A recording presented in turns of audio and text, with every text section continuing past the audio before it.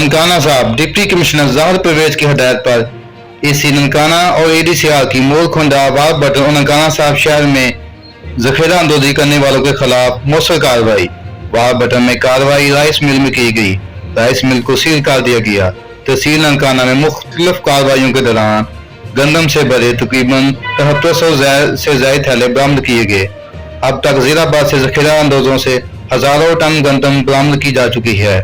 ترجمہ ذیلی حکومت کے مطابق تقریباً 9125 من، جس کی مالیت تقریباً 2,75,000 روپے بنتی ہے۔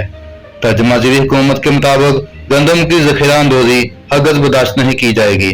گندم کی سمگلنگ روکنے کے لیے ضلع بھر کے داخلی اور خارجی راستوں پر چیک پوسٹیں قائم کی گئی ہیں۔